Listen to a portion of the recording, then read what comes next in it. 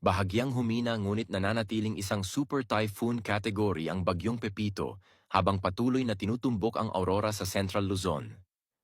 Taglay ng bagyo ang lakas ng hangin na umaabot sa 185 kilometro bawat oras at pagbugsong umaabot sa 255 kilometro bawat oras.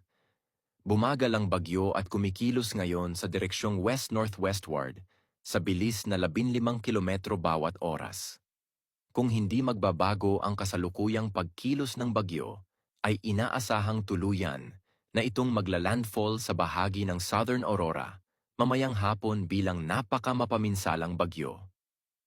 Babaybayin nito ang landmass ng Northern Luzon at Central Luzon, tsaka inaasahang lalabas ng kalupaan mamayang gabi patungong West Philippine Sea. Sa ngayon ay nagpapatuloy ang masungit na lagay ng panahon sa Bicol Region habang magsisimula